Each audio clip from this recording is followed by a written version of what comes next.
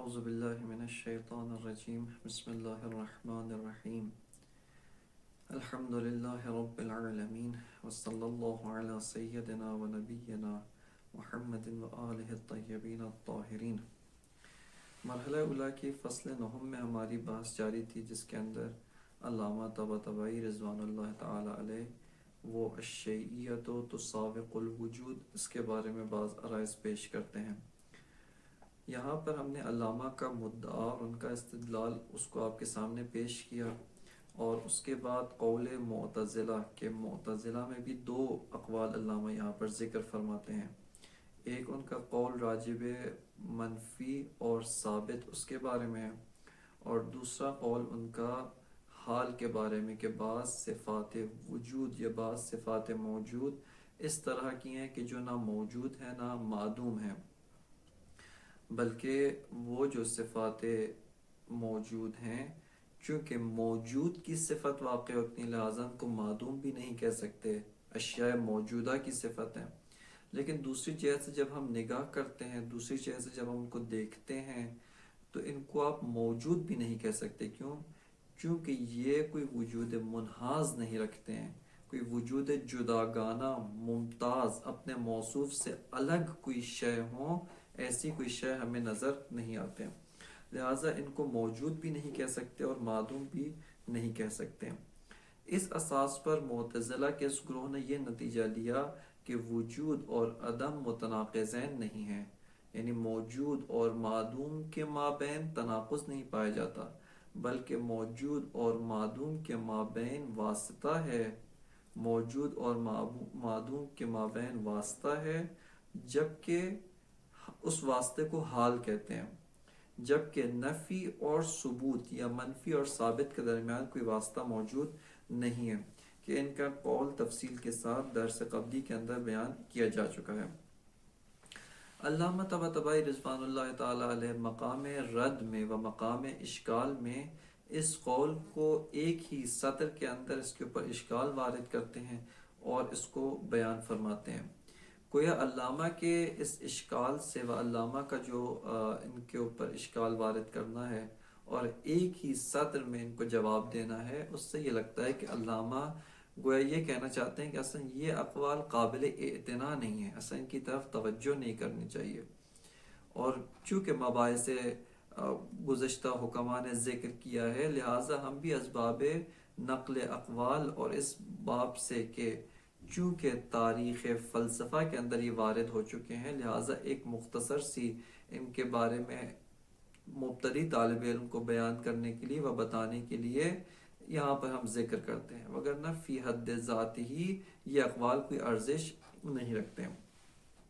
علامہ یہاں پر جو اشکال وارد کرتے ہیں وہ یہ ہے کہ ہم اپنی بداہت عقلی کے ساتھ، یعنی اپنی عقل بدیہی جو بدیہیات کو درک کرتی ہے، اس میں سے یہ ہے کہ عدم لا شیء ہے، ایسا عدم کچھ بھی نہیں ہے، کوئی شیعیت نہیں رکھتا، عدم بطلان محض ہے، عدم ایسا کوئی ذات نہیں رکھتا، لہٰذا یہ جو انہوں نے کہا ہے کہ ان معدومات ممکن کو ثبوت فی العدم حاصل ہے، یہ معدوم ہوتے ہوئے ثابت ہے، اللہ فرماتے ہیں یہ باطل ہے، اور اس کے بطلان کے لیے آپ کا حکم فطری کے عدم کچھ بھی نہیں ہے، عدم کو کوئی شیعیت حاصل نہیں ہے، بلکہ جو بھی شیعیت ہے مسابق باوجود ہے، مساوی باوجود ہے، یہی کافی ہے۔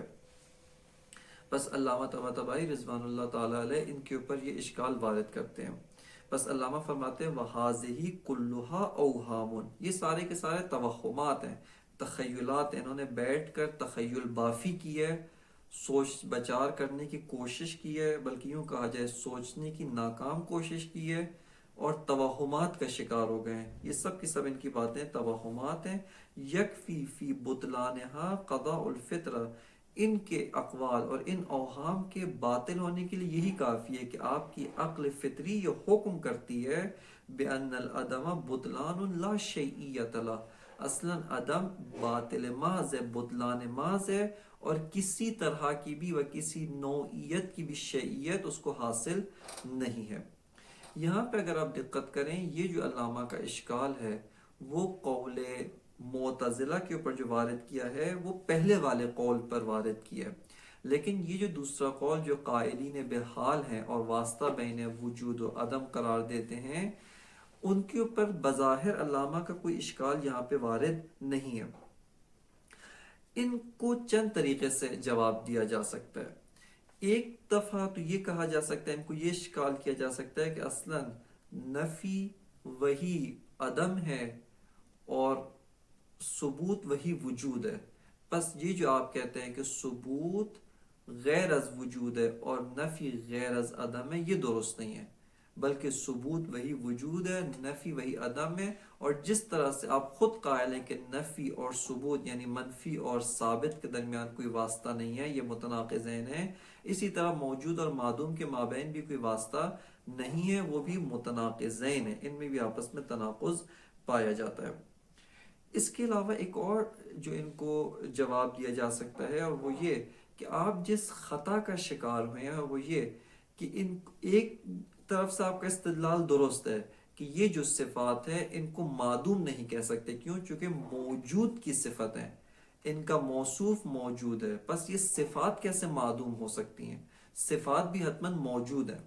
لیکن دوسری طرف سے جو انہوں نے اشتباہ کیا ہے، وہ غلطی کی ہے، وہ یہ ہے کہ اس اساس پہ کہ چونکہ ہمیں صفت کا ایک وجود منحاز نظر نہیں آتا، ہم اس کا وجود منحاز درک نہیں کرتے، اس وجہ سے ان کو آپ موجود بھی نہیں کہہ سکتے بلکہ معدوم ہے۔ کیوں؟ چونکہ ان کا وجود منحاز نہیں ہے۔ اب یہ ان کا یہاں پر استدلال درست نہیں ہے۔ اساسی طور پہ صفت اور موصوف، اس کے اندر جو چیز شرط ہے وہ وجود منحاز برائے صفت شرط نہیں ہے، بلکہ ہر شے کا وجود بحسب خودش ہے۔ انسان کا وجود اسی انسان کی مانند ایک جوہر، ایک وجود جوہری اس سے توقع رکھنی چاہیے۔ اسی طرح اس کے اوپر سفیدی ہے، انسان سفید، اس کے اوپر جو سفیدی عارض ہے، جو عرض میں سے ہے، آپ کو اس سے یہ توقع کیوں ہے کہ وہ مانند انسان ایک وجود مستقل ہو، وہ مانند انسان ایک شے مستقل ہو؟ اصلا آپ کی یہ توقع اساسی طور پہ درست نہیں ہے۔ لہٰذا یہ جو آپ کہتے ہیں کہ وجود انسان، مثال کے طور پہ ہمیں یہ صفات نظر نہیں آتی، یہ ہماری جو صفات ہیں، یہ صفات ہمیں خارج میں مستقل نظر نہیں آتی ہیں، لہٰذا یہ اصلاً ان کو موجود کہنا درست نہیں ہے، لہٰذا یہ استدلال آپ کا اساسی طور پہ وارد نہیں ہے، بلکہ صفت اور موصوف میں ان کا منحاز ہونا شرط نہیں ہے۔ صفت کہتی ہے اس کو کہ جو قائم ہے وہ موصوف ہے، جو موصوف کے ذریعے سے موجود ہے، بس صفت کے لیے اساسی طور پہ ایک وجود منحاز کی توقع رکھنا، یہ آپ کا استدلال قابل مناقشہ ہے۔ اس کے بعد علامہ طباطبائی رضوان اللہ تعالیٰ علیہ وہ فصل عاشر کے اندر وارد ہوتے ہیں، فصل دہم کے اندر وارد ہوتے ہیں، جس میں عدم کے بارے میں احکام کو ذکر فرماتے ہیں۔ فصل دہم سے لے کر آخر فصل تک، یعنی فصل دہم، فصل 11ویں فصل اور 12ویں جو فصل ہے آخر مرحلہ تک، یہاں پر علامہ اب اعدام کے جو وہ ہیں احکام ہیں ان کو ذکر فرماتے ہیں، کہ فصل دہم میں کہ لا تمایز ولا الیت فی العدم، اس کو ذکر کرتے ہیں۔ 11ویں فصل کے اندر کہ معدوم مطلق لا خبر عن، 12ویں فصل کے اندر فی امتناع اعادت المعدوم بعینہ، یعنی یہاں سے 10ویں فصل کے بعد سے علامہ احکام عدم میں وارد ہوتے ہیں، اور آدام کی مختلف جو صورتیں ہو سکتی ہیں اور ان کے جو مختلف احکام، چاہے احکام وجودی یا سلبی، کہ یہاں پر جو ہے وہ عمومی طور پہ علامہ احکام سلبی کی طرف ناظر ہیں، ان کو جو ہے وہ علامہ یہاں پر ذکر فرماتے ہیں کہ ان 3 فصول کا جو محتوا ہے، آخری فصل کو چھوڑ کر یہ جو 2 فصلیں ہیں، یعنی 10ویں فصل اور 11ویں فصل، ان دونوں فصلوں کو علامہ نے یکجا کر کے نہایت الحکمہ میں ذکر کیا، کہ نہایت الحکمہ میں مرحلہ اولا کی جو فصل رابع ہے، فی شطر من احکام العدم، یعنی احکام عدم کے بارے میں، اس کا جو محتوا ہے وہ انہی دونوں فصول کے محتوا کو جمع کر کے وہاں پہ علامہ نے بیان فرمایا اگرچہ وہاں پہ مطالب دیگر بھی اضافی مطالب بھی ہیں، لیکن عمدتاً انہی دونوں فصول کا محتویٰ وہاں پر علامہ نے ذکر کیا ہے۔ جو 12ویں فصل ہے فی امتناع اعادت المعدوم بعینہ، اس فصل کو دو طرح سے دیکھا جا سکتا ہے کہ انشاءاللہ جب اس فصل میں پہنچیں گے تو اس کے بارے میں تفصیلی طور پہ آپ کی خدمت میں عرض کیا جائے گا، لیکن ایک جہت سے اگر اس فصل کو نگاہ کریں تو یہ احکام عدم میں سے، احکام آداب میں سے، لیکن دوسری جہت سے اسی فصل کے محتویٰ کو احکام سلبی وجود میں بھی قرار دیا جا سکتا ہے، یعنی احکام سلبی وجود میں سے بھی اس کو قرار دیا جا سکتا ہے کہ نہایت الحکمہ میں علامہ نے اس کو احکام سلبی وجود میں سے ہی قرار دیا ہے۔ بس یہاں سے ہم احکام اعدام میں وارد ہوتے ہیں۔ اس سے پہلے کہ خود محتویٰ یہ فصل کی جانب توجہ کریں اور اس فصل میں علامہ جن مطالب کو بیان فرماتے ہیں ان کو آپ کی خدمت میں پیش کریں، ایک بہت ہی اساسی سوال یہاں پر ابھرتا ہے، اور وہ یہ ہے کہ علم فلسفے کا موضوع ہے وجود بما ہوا وجود، یا موجود بما ہوا موجود۔ جس جہت سے وجود ہے یا موجود ہے، اس کی جہت موجودیت سے ہم بحث کرتے ہیں، اشیاء کی جہت موجودیت ہمارے مد نظر ہے۔ دوسری جہت سے حکماء و فلاسفہ کہتے ہیں کہ وجود اور عدم متناقضین ہیں، ان میں تناقض پایا جاتا ہے، یہ آپس میں متناقضین ہیں۔ اب ان میں جو تناقض پایا جاتا ہے، یعنی کوئی بھی شیء موجود اس پہ معدوم صدق نہیں کرتا اور کسی بھی معدوم پر موجود صدق نہیں کرتا، چونکہ متناقضین ہیں، قابل اجتماع فی محل واحد نہیں ہے، قابل ارتفاع بھی نہیں ہے، پس لا یجتمعان ولا یرتفعان ہیں۔ اب علم فلسفہ جس کا موضوع ہی وجود ہے اور عدم نقیض وجود ہے، کس طریقے سے علم فلسفہ کے اندر آپ عدم سے بحث کر سکتے ہیں؟ اصل موضوع علم فلسفہ آپ کو گنجائش نہیں دیتا، موضوع علم فلسفہ اس بات کی اجازت نہیں دیتا کہ آپ علم فلسفہ کے اندر عدم سے بحث کریں۔ آیا ہر علم میں اس علم کی نقیض سے بحث کی جاتی ہے؟ مثال کے طور پہ علم ریاضیات، یا مثال کے طور پہ کسی بھی علم طب، اس کا موضوع ہے جسم انسانی، آیا جسم انسانی یا جسم جاندار کے ہیں، جو زندہ و جاندار جسم ہے اس سے بحث کی جاتی ہے، یہ علم طب کا موضوع ہے۔ خب آیا اس کی جو نقیض ہے اس سے بھی علم طب میں بحث کی جاتی ہے؟ آیا جمادات سے بھی علم طب میں بحث کی جاتی ہے؟ موجودات غیر جاندار سے بھی علم طب میں بحث کی جاتی ہے یا نہیں؟ ان سے علم طب میں بحث نہیں کی جاتی۔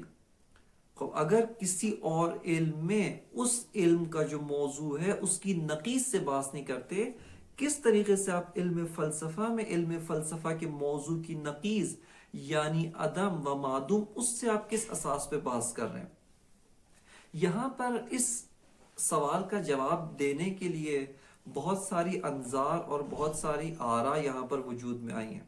بعض نے کہا ہے کہ عدم سے بحث استدرادی ہے، یعنی تردن للباب ہے، اساساً علم فلسفہ عدم سے بحث نہیں کرتا، خارج از علم فلسفہ ہے، کلن علم فلسفہ کے موضوع سے بھی و علم فلسفہ کے مسائل سے بھی خارج ہے، لہٰذا ہم علم فلسفہ میں اس سے بحث نہیں کریں گے۔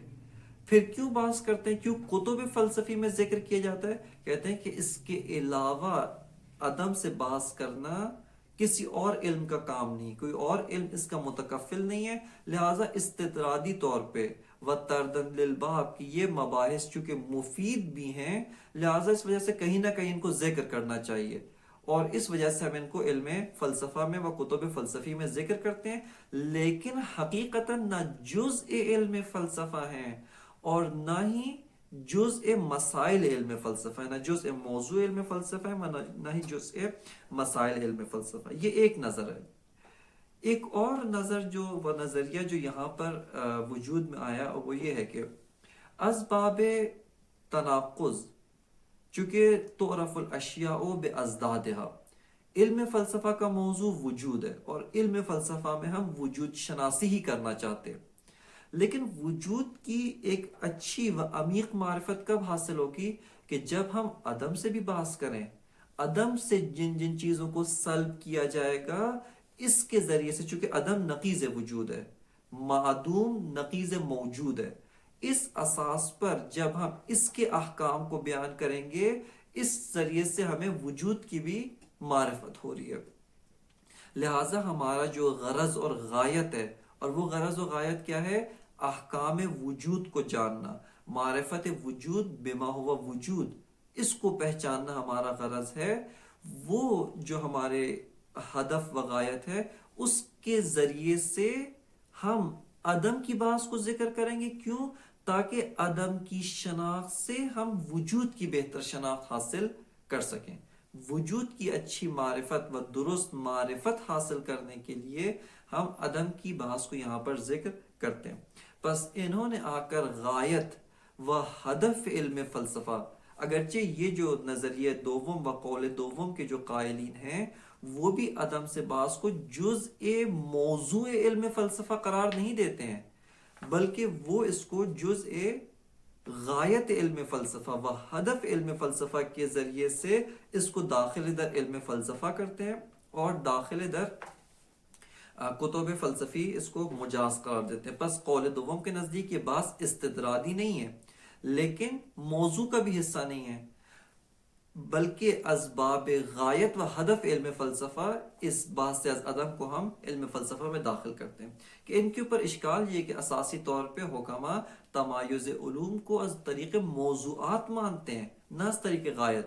آپ کس طریقے سے وہ چیز کی جو موضوع علم فلسفہ میں داخل نہیں ہے، اس کو آپ آ کر غایت کے ذریعے سے علم فلسفہ کا جز قرار دیں، یہ آپ کے لیے جائز نہیں ہے، مگر اس باب سے، اس ذریعے سے کہ آپ کلی طور پہ و اساسی طور پہ تمایز علوم کو غایت محور قرار دیں۔ تمایز علوم کو آپ موضوع محور نہیں مانتے، بلکہ ہدف محور و غایت محور مانتے ہیں، کہ اس کے اوپر دیگر مشکلات و دیگر اشکالات وارد ہوتے ہیں۔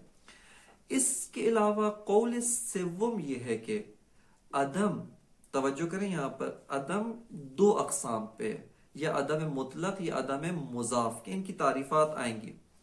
عدم ایک واقعیت ہے، یعنی یہاں پر ہمیں اس مطلب کی جانب دقت کرنے کی ضرورت ہے، اور وہ یہ ہے کہ عدم خود ایک عدم، یعنی ذات عدم، عدم مضاف، وہ اساسی طور پہ موجود ہے۔ کس طریقے سے موجود ہے؟ دقت کریں یہاں پہ۔ میں ایک انسان ہوں، یعنی انسان ہونا یہ میری ذات ہے، یا کوئی بھی آپ انسان لیں، اس کی ذات انسان ہونا ہے۔ اس میں بعض کمالات پائے جاتے ہیں، بعض کمالات نہیں پائے جاتے۔ مثال کے طور پہ یہ انسان بعض چیزوں کا علم فلسفے کا علم رکھتا ہے، لیکن فقہ اور اصول اور مثال کے طور پہ دیگر علوم سے آشنا نہیں ہے۔ بس دیگر علوم موجود نہیں ہیں، اس میں پائے نہیں جاتے، لیکن یہ دیگر علوم کا پایا نہ جانا حقیقی ہے۔ یہ ہماری ذہنیت اور فاعل شناسہ کی اساس پہ نہیں ہے، یعنی کوئی ذہن درک کرنے والا نہ ہو، یہ انسان واقعاً ان امور سے جاہل ہے۔ بس بہت سارے آدام، وہ آدام واقعی ہیں، حقیقی ہیں، لیکن اس معنی میں نہیں ہے کہ وہ حقیقی ہیں، اس معنی میں نہیں کہ وجود ہیں، بلکہ حقیقی اس معنی میں کہ واقعاً موجود ہیں۔ کس طریقے سے موجود ہیں؟ دقت کریں، یہ مطلب بہت ظریف ہے اور اس میں کافی دقت کی ضرورت ہے، اور وہ یہ ہے کہ یہ جو آدام ہیں، جو آدام مضاف ہیں، یہ آدام حقیقی ہیں، واقعاً خارج میں ہیں، واقعاً یہ انسان ان امور کو نہیں جانتا، واقعاً یہ ان کمالات کو فاقد ہے۔ بس ان کمالات کا فقدان ایسا نہیں ہے کہ ہماری ذہنیت کی طرف بازگشت کرتا ہے، اور اگر ہم نہ سوچیں، اگر ہم اس کو درک نہ کریں، اگر ہمارا ذہن نہ ہو، تو یہ انسان اس آدام کو نہیں رکھتا نا۔ چاہے کوئی ان آدام کو درک کرے یا نہ کرے، واقعاً خارج میں یہ آدام بطور صفت و بطور عدم ملکہ یہ آدام موجود ہیں اور حقیقی ہیں۔ بس اس باب سے اگر ان کو دیکھا جائے تو یہ اسباب موجودیت ان کو داخل در علم فلسفہ قرار دیتے۔ اس سے بھی ایک چوتھی نظر جو جناب صدر المتعلقین ملا صدر شیرازی کی نظر ہے، اور وہ یہ ہے کہ آدام اساسی طور پہ اسباب عوارض ذاتیہ وجود میں سے ہیں، یعنی وجود کی جو موضوع علم فلسفہ ہے، اور علم فلسفہ اساسی طور پہ وجود بما ہوا وجود سے بحث کرتا ہے. اس کے متعدد عوارض ذاتی ہیں، اور عدم وہ بھی عارض ذاتی وجود میں سے، اور اس باب سے جزء موضوع علم فلسفہ ہے و جزء مسائل علم فلسفہ ہے، نہ استدرادی ہے، نہ اسباب غایت مندی و ہدف مندی کی جہت سے، بلکہ حقیقتاً داخل در عوارض ذاتی علم فلسفہ میں سے ہے، اور داخل در علم فلسفہ ہے حقیقتاً. بس اس باب سے وہ کہتے ہیں کہ آداب سے بحث کرنا جزء علم فلسفہ اور علم فلسفے کا حصہ ہے. لہذا اس جہت سے ہم دیکھتے ہیں کہ آداب سے بحث یہ خود علم فلسفے کا حصہ ہے اور جزء مسائل علم فلسفہ میں سے. فصل دہم کے اندر علامہ طباطبائی رحمۃ اللہ علیہ آ کر عدم کے بارے میں دو احکام کو ذکر کرتے ہیں، لیکن احکام سلبی عدم، یعنی ان کو ہم عدم سے سلب کر رہے ہیں. چونکہ مثال کے طور پہ عدم کی ذات ہی لا شیء ہونا ہے، عدم کی ذات ہی کچھ نہ ہونا ہے، عدم کی ذات ہی عدمی ہونا ہے، معدوم ہونا ہے. لہذا علامہ فرماتے ہیں کہ یہ احکام جو وجود کے احکام ہیں، جیسے علیت، تمایز، جو وجود کے احکام ہیں، یہ احکام اساسی طور پہ عدم میں جاری نہیں ہو سکتے. سب سے پہلے علامہ جس حکم کو عدم سے سلب کرتے ہیں وہ ہے تمایز. فرماتے ہیں کہ عدم میں تمایز نہیں پایا جاتا. آپ یہ کہیں کہ یہ عدم اس عدم سے متمایز ہے.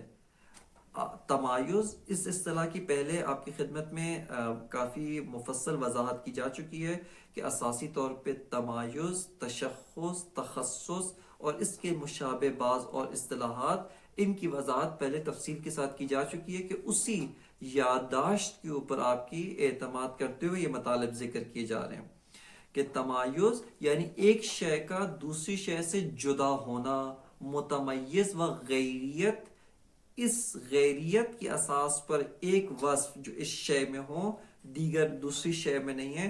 یہاں پر کیا ہے؟ تمایز، صفت تمایز وجود میں آتی ہے. علامہ فرماتے ہیں آداب میں تمایز نہیں ہے. کیوں؟ فرماتے ہیں کہ تمایز متفرع بر وجود ہے، متفرع بر شیعیت ہے، متفرع بر ہستی ہے.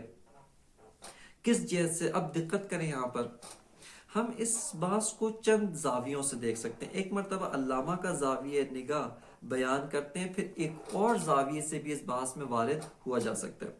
علامہ فرماتے ہیں کہ اساسی طور پہ عدم، آپ ذات عدم کو ملاحظہ رکھیں، خود ذات عدم، عدم کو کسی اور شے کی طرف مضاف نہ کریں، عدم کو کسی اور چیز کی طرف اضافہ نہ کریں، بلکہ خود ذات عدم کو آپ دقت کریں. ذات عدم یہ کہتی ہے کہ ذات عدم ہے، عدم خود عدم ہے، لا شیء ہے، بطلان محض ہے. خب بطلان کئی طرح کا بطلان نہیں ہوتا، بطلان محض یعنی بطلان محض، لا شیعیت محض یعنی لا شیعیت محض. اس میں تمایز اساسی طور پہ قابل فرض نہیں ہے. کیوں قابل فرض نہیں ہے؟ چونکہ تمایز وہاں ہوتا ہے جہاں تعدد ہے، جہاں متعدد ہوں، جہاں اشیاء ایک سے زیادہ ہوں، اور ایک ہی ذات بما ہوا ایک ذات بدون ان کی کہ آپ کسی اور شے کو اس کے ساتھ لحاظ کریں، اس کو کسی اور شے کی طرف اضافہ کریں، کسی اور شے کی طرف مضاف کریں، اس میں کسی جہت کا تعدد نہیں ہے. جب کسی اور جہت سے کسی اور طرح کا تعدد نہیں ہے، بس اساسی طور پہ اس میں تمایز بھی نہیں پایا جاتا. بس علامہ فرماتے ہیں کہ تمایز متفرع بر تعدد ہے، تکسر ہے، اور تکسر وجود میں جاری ہوتا ہے. جو عدم ہے، لا وجود ہے، لا شیء ہے، اس میں تعدد نہیں ہے، تکسر نہیں ہے. جب تعدد و تکسر نہیں ہے، پس تمایز بھی نہیں ہے. اب یہاں پر فوراً سوال پیدا ہوتا ہے، اب ہم آدام میں تمایز کو محسوس کرتے ہیں، ہم آدام میں ایک نوع تمایز کو محسوس کرتے ہیں. مثال کے طور پہ ہم یہ کہتے ہیں کہ زید میں عدم العلم ہے، زید عالم نہیں ہے، عدم العلم رکھتا ہے، لیکن قدرت بھی رکھتا ہے. جبکہ بکر عدم القدرت رکھتا ہے، قدرت نہیں رکھتا، طاقت اور توانائی نہیں رکھتا، لیکن علم رکھتا ہے. جسمانی توانائی کے لحاظ سے بکر انتہائی ضعیف ہے، لیکن زید جسمانی قدرت رکھتا ہے، لیکن علم کے لحاظ سے فاقد العلم ہے، مفقود العلم، اصلا علم نہیں رکھتا. پس عدم القدرت غیر از عدم العلم ہے. یہاں پر آپ آدام میں تمایز کو مشاہدہ کر رہے ہیں. آپ آدام میں ایک عدم کو دوسرے عدم سے متمیز کر رہے ہیں، ایک عدم کو دوسرے عدم سے آپ جدا کر رہے ہیں. علامہ طباطبائی فرماتے ہیں کہ آپ نے ہمارے مدعا پہ غور نہیں کیا. ہم نے کہا عدم خالص، خود عدم میں کوئی تمایز نہیں ہے. یہاں پر آ کر آپ عدم کو ایک شے کی جانب اضافہ کر رہے ہیں. عدم العلم غیر از عدم مطلق ہے، عدم القدرت غیر از عدم مطلق ہے. یہاں پر ہماری بات عدم مطلق میں، اور ہم نے جو حکم بیان کیے کہ اساسی طور پہ لا تمایز فی العدم، عدم مطلق میں کسی جہت کا کوئی تمایز نہیں ہے.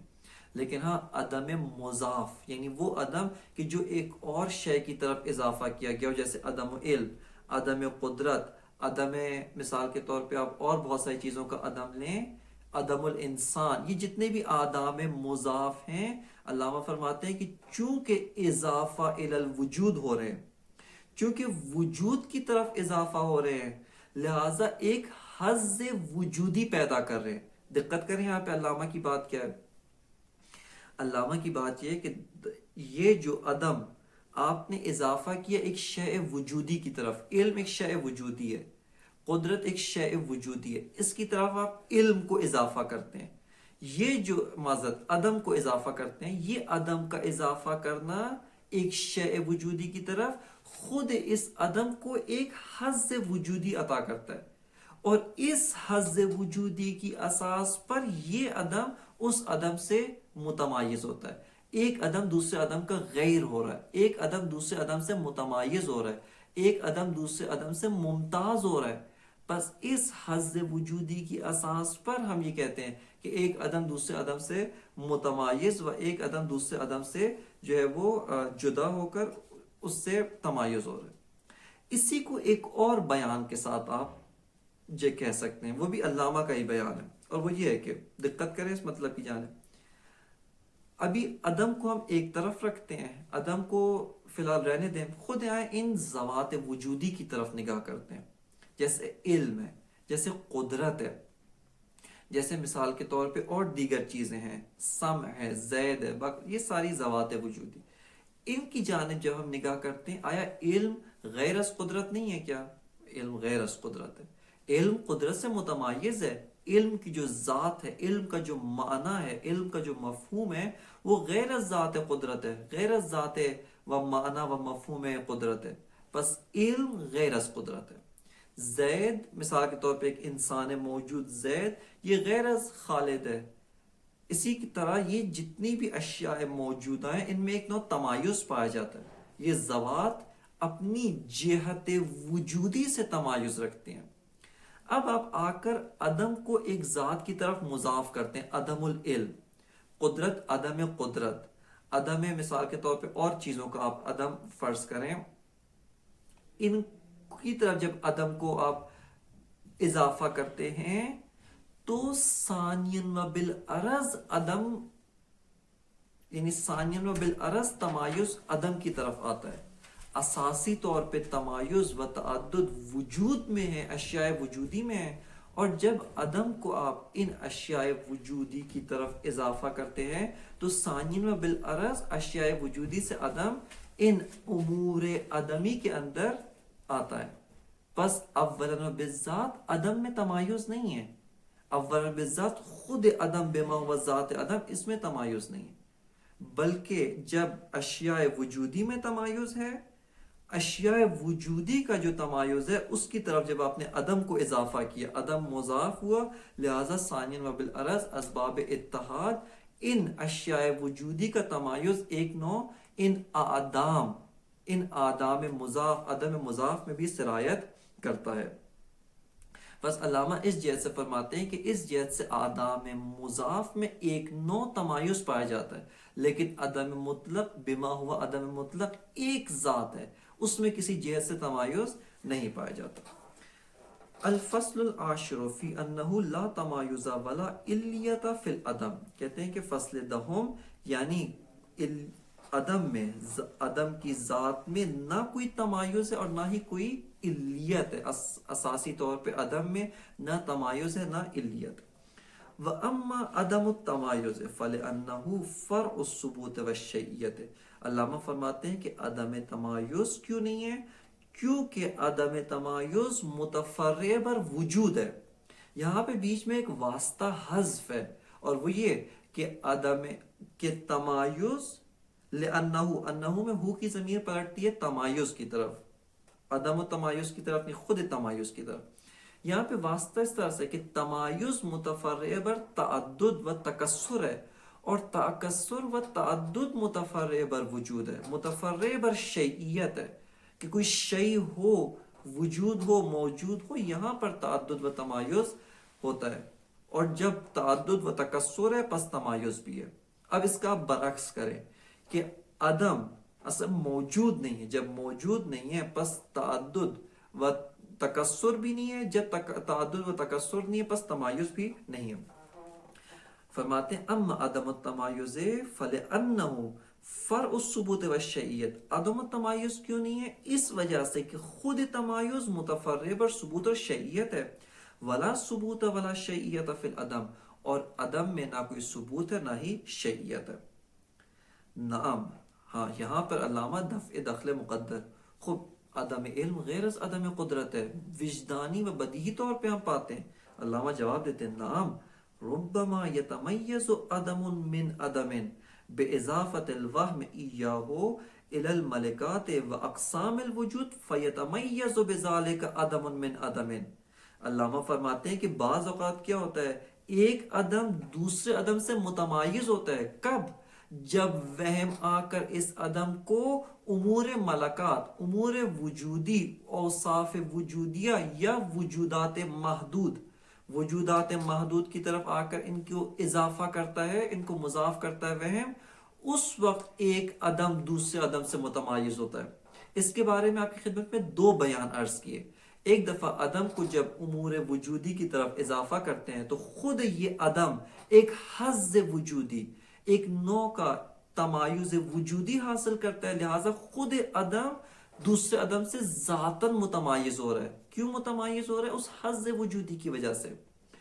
دوسرے بیان میں آپ کی خدمت میں عرض کیا کہ نا اساسی طور پہ تمایز وجودات میں ہے، تمایز موجودات میں ہے، اور اولاً و بالذات موجودات متمایز ہیں، اور جب عدم ان کی طرف مضاف ہوتا ہے ثانیاً و بالعرض عدم جو ہے وہ اس میں تمایز پیدا ہوتا ہے. بس علامہ فرماتے ہیں نعم ربما یتمیز عدم من عدم باضافت الوہم ایاہ الی الملکات و اقسام الوجود فیتمیز بذالک عدم من عدم. بس علامہ فرماتے ہیں اس کے ذریعے سے ایک عدم دوسرے عدم سے متمایز ہوتا ہے. کہ عدم البصر و عدم السمع. خب ایک نابینا انسان ہے، عدم البصر رکھتا ہے، خب اس کو عدم البصر کہتے ہیں، یہ عدم البصر رکھتا ہے، اس کو عدم السمع نہیں کہتے. اگر کوئی تمایز نہیں آپ اس کو کہیں عدم السمع ہے، یہ بہرا انسان ہے. جبکہ بہرے میں اور اندھے میں فرق ہے، دونوں عدمی ہیں، ایک عدم البصر ہے ایک عدم السمع، لیکن تمایز موجود ہے. وہ عدم زید و عدم امر، جیسے عدم زید غیر از عدم امر ہے. خب کسی جگہ پہ زید موجود نہیں، یہ نہیں کہا جاتا کہ عدم امر ہے، یعنی امر موجود نہیں ہے، بلکہ کہتے ہیں زید موجود نہیں ہے. بس عدم زید غیر از عدم امر ہے، عدم زید متمایز با عدم امر ہے. وَأَمَّا الْعَدَمُ الْمُطْلَقُ فَلَا تَمَيُّزَ فِيهِ. لیکن عدم مطلق اس میں کوئی تمایز نہیں ہے، چونکہ عدم مطلق اساسی طور پہ ایک ذات ہے، ایک ذات بما ہوا ذات واحد، اس میں کسی جہت سے کوئی اور شے آپ مد نظر نہ رکھیں، اس میں کسی جہت سے کوئی تمایز نہیں ہے، بلکہ وہ صرف اس ذات ہے، اور صرف الشیء لا یتسنی ولا یتکرر ہوتی ہے. دوسرا جو حکم یہاں پر حکم سلبی مرحوم علامہ ذکر فرماتے ہیں وہ یہ ہے کہ عدم میں علیت بھی جاری نہیں ہے. خب علیت عدم میں کیوں جاری نہیں؟ اس کو بھی آپ دو اس میں کر سکتے ہیں، آپ اس کو دو حصوں میں تقسیم کر سکتے ہیں. ایک دفعہ آپ کہیں کہ عدم مطلق میں علیت جاری نہیں ہے، جبکہ علامہ نے یہاں پر اس کو دو حصوں میں تقسیم نہیں کیا. جیسے علامہ نے یہاں پر ایک عدم مطلق اور عدم مضاف میں عدم التمایز کو ذکر کیا الگ الگ جہات سے. یہاں پہ علامہ نے دو اس میں تقسیم نہیں کیا، لیکن ہم اسی روش علامہ کو استعمال کرتے ہوئے دو حصوں میں تقسیم کر سکتے ہیں. ایک دفعہ کہ عدم مطلق میں علیت جاری نہیں ہے. کیوں عدم مطلق میں علیت جاری نہیں ہے؟ وہی پہلا والا بیان. علیت یعنی ایک علت ہو، ایک شے، ایک معلول ہو. علیت متفرع بر تمایز ہے. علیت میں ایک نوع غیریت پائی جاتی ہے. معلول غیر از علت ہے، علت غیر از معلول ہوتا ہے. اور معلول وجود معلول متوقف بر وجود علت ہوتا ہے. جبکہ عدم مطلق، عدم محض جو کسی اور شے کی طرف اضافہ نہ ہو، یہ عدم لا شیء ہے. اس میں تمایز نہیں ہے، اس میں کسی اور جہت سے تعدد و تکسر نہیں پایا جاتا. جب تعدد و تکسر نہیں پایا جاتا ہے، جب یہ لا شیء ہے، اساسی طور پہ کچھ نہیں ہے، لہذا تعدد و تکسر نہیں ہے. جب تعدد و تکسر نہیں ہے پس تمایز نہیں ہے، پس علیت بھی موجود نہیں ہے. لہذا اس جہت سے ہم کہہ سکتے ہیں کہ عدم محض، عدم غیر مضاف، عدم مطلق، اس میں کسی جہت سے علیت پائی نہیں جا سکتی. یہ ایک مطلب. اس کے علاوہ ایک اور جو مراد ہو سکتی ہے علامہ کی، وہ یہ ہے کہ عدم محض وجود کی علت نہیں ہے. توجہ کر، ایک دفعہ ہم نے خود علیت کو عدم محض میں جاری کیا، خود علیت کو عدم محض میں جاری کیا. کہ یہاں پر اس کا کس طریقے سے نفی کی کہ خود عدم محض ایک ذات ہے، اس میں کسی جہت سے تعدد و تکسر نہیں ہے، تمایز نہیں ہے. جبکہ علیت میں علت اور معلول میں تعدد و تکسر ہوتا ہے. ایک جہت سے ان میں تعدد و تکسر ہونا ضروری ہے، جبکہ عدم محض ایک ذات ہے، کوئی تعدد و تکسر نہیں ہے. دوسری مراد ہو سکتا ہے کہ عدم علت وجود نہیں ہے. وہ بہت ہی واضح و شفاف ہے کہ جو شے لا شیء ہے، اصلا موجود نہیں ہے، معدوم ہے، کس طریقے سے وہ ایک شے موجود کی علت ہو، کس طریقے سے وہ ایک شے موجود کے لیے علت والا کردار ادا کرے، یہ واضح البطلان. ایسا کوئی عقل بدیہی اس کو قبول نہیں کرتی، رد کرتی ہے. بس علامہ فرماتے ہیں وَأَمَّا عَدَمُ الْعِلِّيَّةِ فِي الْعَدَمِ، یعنی عدم میں علیت کا جاری نہ ہونا. کیوں؟ فَلِبُطْلَانِهِ وَإِنْتِفَاءِ الشَّيْئِيَّةِ. اصلا عدم ایک باطل ہے، بطلان و ذات رکھتا ہے، وہ شیئیت نہیں رکھتا، لا شیء ہے. اساسی طور پہ عدم ایک ذات لا شیء ہے. کسی جہت سے اس کے اندر کوئی شیئیت نہیں ہے، کسی جہت سے یہ موجود نہیں ہے، بلکہ بطلان ذاتی رکھتا ہے. لہٰذا علامہ فرماتے ہیں کہ عدم میں کوئی علیت نہیں ہے. اس کوئی علیت نہ ہونے کو ہم نے دو طرح سے تصویر کیا، آپ کے سامنے دو طرح سے پیش کیا کہ خود عدم میں علیت نہیں، یعنی عدم علت ہو اور عدم ہی معلول ہو، یہ بھی ممکن نہیں ہے. ایک دفعہ یہ کہ عدم علت ہو اور وجود معلول ہو، کہ یہ اس کا بطلان بہت ہی زیادہ واضح ہے. اور دونوں کے لیے یہی بیان ہے کہ جو چیز لا شیء ہے، باطل الذات ہے، وہ اساسی طور پہ علت واقع نہیں ہو سکتی. جیسے ہی یہ جملہ ہم کہتے ہیں کہ عدم میں علیت جاری نہیں ہے، یہاں پہ فوراً ایک اشکال پیدا ہوتا ہے. ہم روزمرہ کی زندگی میں بہت سارے قضایا استعمال کرتے ہیں، اور ان قضایا میں ایک عدمی چیز کو دوسری عدمی چیز کے لیے علت قرار دیتے ہیں، اور ہم بداہت عقل و وجدانی طور پہ یہ پا رہے ہیں کہ یہ قضایا صادقہ ہیں، کاذبہ نہیں ہے. یعنی ایک عام انسان بھی ان قضایا کے صدق کا جو ہے وہ معترف ہے اور ان کے صدق کے اوپر گواہی دیتا ہے. جیسے مثال کے طور پہ یہ کہا جاتا ہے کہ عدم العلت علت لعدم المعلول، یہ علت کا نہ ہونا معلول کے نہ ہونے کی علت ہے. علت کا عدم ہونا و علت کا معدوم ہونا معلول کے معدوم و معلول کے عدم ہونے کی علت ہے. یا اس کے علاوہ مثال کے طور پہ بادل کا نہ ہونا بارش کے نہ ہونے کی علت ہے، بادل کا نہ ہونا خشک سالی کی یا بارش کے نہ ہونے کی علت ہے. یہ اس کے علاوہ اور بہت ساری چیزیں ہیں جہاں پر ہم اعدام میں علیت کو جاری کرتے ہیں، اعدام کو ایک عدم کو علت قرار دیتے ہیں دوسرے عدم کے لیے. علامہ فرماتے ہیں کہ یہ جو قول ہے عدم العلت علت لعدم المعلول، یہ قول بر اساس مجاز ہے، یہ قول بر اساس مجاز ہے. اس میں یہاں پر علامہ طباطبائی رحمۃ اللہ علیہ کا ایک حاشیہ ہے، خود علامہ کا حاشیہ، یعنی یہاں پر علامہ نے متن میں اس کو ذکر نہیں کیا بلکہ حاشیے کے طور پہ اس مطلب کو ذکر کیا ہے کہ جو مطلب اپنی اور اپنی ذات کی وجہ سے ایک بہت ہی اہم مطلب ہے، ایک بہت ہی اساسی مطلب ہے، اور علامہ نے اس مطلب کو نفس الامر کے ساتھ بھی جوڑا ہے کہ اگر یہ پیراگراف جو یہاں پہ ہے متن، اس کو تمام کرنے کے بعد انشاءاللہ اس حاشیے کی جانب ہم متوجہ ہوں گے، اور اگر اس درس میں نہیں تو درس بعدی کے اندر حتمی طور پہ اس حاشیے کی جانب توجہ کریں گے۔ علامہ فرماتے ہیں کہ یہ جو عوام، یہ جو عام لوگ اس مطلب کو ذکر کرتے ہیں کہ عدم العلت علت لعدم المعلول، یہ بر اساس مجاز ہے۔ حقیقت میں کہنا کیا چاہتے ہیں؟ حقیقت میں یہ کہنا چاہتے ہیں کہ علت الوجود یعنی وجود العلت علت لوجود المعلول۔ توجہ کریں، تلازم کس چیز میں ہے؟ تلازم اس میں ہے کہ علت کا موجود ہونا یہ علت ہے و سبب ہے معلول کے موجود ہونے کے لیے، پس وجود علت و وجود معلول میں تلازم ہے، ان میں علیت جاری ہے۔ یہاں پر آ کر ہم اس کی نقیض یعنی اس کا عکس بناتے ہیں، اور وہ یہ عکس نقیض وہ کس طریقے سے ہے کہ آپ یہاں پہ کہتے ہیں کہ چونکہ تلازم اساسی کس میں؟ وجود علت میں اور وجود معلول میں، کہ علت موجود ہے پس معلول بھی موجود ہے، وجود علت ہے پس وجود معلول بھی ہے۔ علامہ فرماتے ہیں اس کو برعکس کریں، یہاں پر بھی ہم تلازم کا احساس کرتے ہیں، لیکن وہ تلازم بالذات نہیں ہے، ثانیاً و بالعرض ہے۔ اصلی جو تلازم ہے وہ وجود علت اور وجود معلول میں تلازم ہے۔ اس کے جو نقیض ہے، برعکس جو قضیہ ہم بناتے ہیں کہ عدم علت اور عدم معلول میں ایک نوع کی علیت اور تلازم ہے، وہ ان کا اپنی ذات اور اپنی وجہ سے تلازم نہیں ہے، بلکہ وہ تلازم وجود کی وجہ سے آتا ہے۔ کس اساس پہ؟ علامہ فرماتے ہیں کہ دیکھیں اساسی طور پہ وجود العلت علت لوجود المعلول۔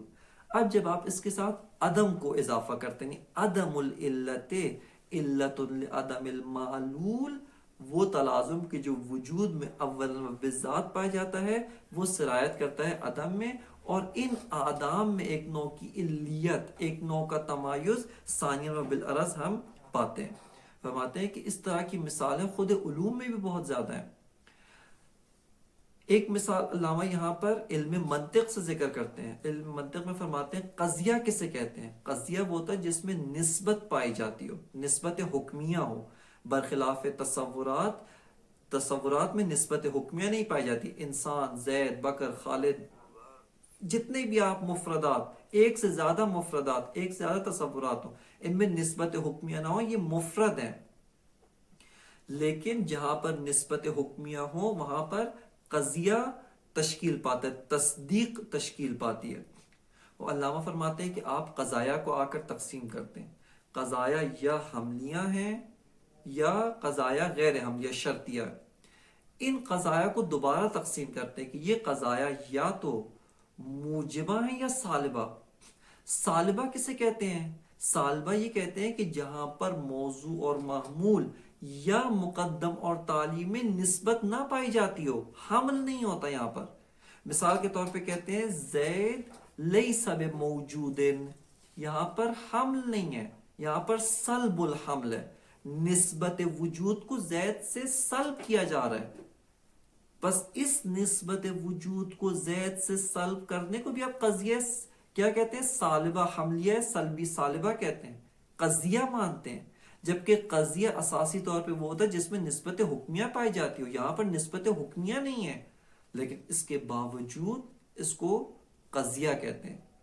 پس قضایہ سالبہ میں سلب الحمل ہوتا ہے، سلب النسبت ہے، سلب الشرط ہے، نہ کہ اس کے اندر ایجاد حمل نہیں ہے، سلب الحمل ہے۔ اس کے اندر ایجاد الشرط نہیں ہے، سلب الشرط ہے، لیکن اس کے باوجود اسباب مجاز، اسباب مجاز اس کو ہم قضیہ حملیہ کہتے ہیں، حملیہ سلبیہ، قضیہ شرطیہ سلبیہ کہتے ہیں۔ بس اس اساس پر علامہ فرماتے ہیں یہ بات کوئی بہت عجیب بات نہیں ہے، بلکہ رائج و متداول امر ہے کہ ایک امر وجودی کا جو حکم ہے اس کو ہم امور عدمی کی طرف سرایت دیتے ہیں اسباب تقریب و اسباب مجاز. علامہ فرماتے ہیں وَأَمَّا عَدَمُ الْعِلِّيَّةِ فِي الْعَدَمِ، عدم میں علیت کا جاری نہ ہونا اس کی کیا دلیل تھی؟ فَلِبُطْلَانِ وَانْتِفَاءِ الشَّيِّئَةِ. خوب یہ واضح. وَقَوْلُهُمْ، یہاں پہ علامہ دفع دخل مقدر کہ یہ تو اشیاء میں تو ہم عدم کے درمیان علیت برقرار کرتے ہیں. علامہ فرماتے ہیں وَقَوْلُهُمْ عدم العلت علت لعدم المعلول، عدم علت ہے عدم معلول کے لیے، یہ قول علی سبیل التقریب والمجاز. فرماتے ہیں یہ براساس سے مجاز ہے. خوب حقیقت کیا ہے؟ علامہ فرماتے ہیں فقولہم، مثلا لوگوں کا یہ کہنا یا حکماء کا یہ کہنا لم یکن غیم فلم یکن مطر، بادل نہیں ہے پس بارش بھی نہیں ہے، یعنی بادل کا نہ ہونا بارش کے نہ ہونے کی علت ہے، عدم غیم علت ہے عدم مطر کے لیے. اللہ فرماتے ہیں معنی بالحقیقت، حقیقت اس میں معنی کیا ہے؟ انہو لم تتحقق العلیت التی بین وجود الغیم و وجود المطر. فرماتے ہیں جو وجود بادل اور وجود بارش یعنی وجود غیم اور وجود مطر میں علیت متحقق نہیں ہوئی، نہ کہ ان کے عدم میں علیت متحقق ہوئی ہے. علامہ کہہ رہے ہیں ان کے وجود میں علیت متحقق نہیں ہوئی، یعنی وجود بادل ہی نہیں ہے تاکہ یہ کہا جا سکے کہ وجود بارش ہے، نہ یہ کہ عدم بادل علت ہے برائے عدم مطر. بس دقت کریں علامہ کا مدعا و محتوا کیا ہے؟ لم، اس کا معنی کیا ہے؟ معنی بالحقیقت انہو لم تتحقق العلیت التی بین وجود الغیم و وجود المطر. جو بادل کا وجود ہے اور وجود مطر ان میں علیت برقرار نہیں ہوئی، ان میں علیت وجودی نہیں ہے، نہ یہ کہ ان کے عدم میں علیت ہے، نہ یہ کہ ان کے عدمی و سلبی جہت سے ان میں علیت ہے. وہذا کما قیل نظیر اجراء احکام القضاء الموجبۃ فی السالبہ. علامہ فرماتے ہیں اس کی ایک مثال ہے اور یہ متداول ہے، ایک کوئی امر غریب و عجیب نہیں ہے بلکہ ایک امر متداول و ایک امر رائج ہے، اور وہ یہ ہے کہ آپ قضایہ موجبہ کی جو احکام ہے اس کو سالبہ میں جاری کرتے ہیں. خود یہ نام آپ کہتے ہیں کہ قضیہ موجبہ قضیہ سالبہ. خب سالبہ سلب الحمل، ایسا قضیہ نہیں ہے اس معنی میں. چونکہ قضیہ و تصدیق اس وقت ہوتی ہے کہ جب نسبت حکمیہ موجود ہو، اور نسبت حکمیہ قضایہ موجبہ میں سالبہ میں سب نسبت حکمیہ نہیں ہے، سلب حمل ہے، سلب النسبت ہے، سلب الشرط ہے. بس اساسی طور پہ اس کو قضیہ نہیں کہنا چاہیے جبکہ ان کو قضایہ کہتے ہیں. فرماتے ہیں وہذا کما قیل، فرماتے ہیں یہ جو مطلب ہم نے بیان کیا اس کی مانند کیا ہے؟ نظیر و اجراء احکام القضاء الموجبۃ فی السالبۃ، جیسے احکام قضاء موجبہ اس کو جاری کرتے ہیں کس کے اندر؟ احکام قضاء سالبہ میں. فیقال سالبۃ حملیہ، یہ قضیہ سالبہ حملیہ ہے، جبکہ سالبہ یعنی سلب الحمل، سالبۃ شرطیۃ ونحو ذلک. وَإِنَّمَا، علامہ فرماتے ہیں فیہا یعنی ان قضایہ سالبہ میں سلب الحمل و سلب الشرط، ان میں سلب الحمل ہے، سلب الشرط ہے، نہ ایجاد حمل و ایجاد الشرط. یعنی ان قضایہ میں اساسی طور پہ سلب الحمل و سلب الشرط ہے، نہ اساسی طور پہ ایجاد حمل و ایجاد شرط ہے. پس فرماتے ہیں کہ وَإِنَّمَا فِيهَا ان قضایہ سالبہ میں سلب الحمل و سلب الشرط، کہ ان میں اساسی طور پہ سلب الحمل ہے و سلب الشرط ہے. بس اس اساس پہ علامہ فرماتے ہیں کہ جو عدم میں ہم علیت کو احساس کرتے ہیں اور ان قضایہ کو قضایہ کاذبہ بھی نہیں کہتے، اس اساس پہ کہ ان کی بازگشت وجود کی جانب ہوتی ہے. حقیقت میں یہ کہنا چاہتے ہیں کہ امور وجودیہ میں علیت برقرار نہیں ہوئی، امور وجودیہ میں علیت برقرار نہیں ہوئی. ہم یہاں پہ حکم کرتے ہیں کہ ان کے اعدام میں علیت ہو گئی ہے. عدم ہے مثال کے طور پہ علت لعدم المعلوم. کہ یہ فصل اس کا محتوا یہیں پہ تمام ہے. صرف علامہ طباطبائی کا حاشیہ جو اس کے فصل کے ذیل میں ہے اور انتہائی اہم حاشیہ ہے، اس کی طرف توجہ کرنا چونکہ تھوڑا تفصیل طلب ہے، لہٰذا انشاءاللہ تعالی اس حاشیے کو اگلے درس میں بیان کر کے 11ویں فصل کے اندر فی ان المعدوم المطلق لا خبر ان، اس کے اندر انشاءاللہ تعالی وارد ہوں گے۔ وصلی اللہ علی سیدنا و نبینا محمد و آلہ الطیبین الطاہرین۔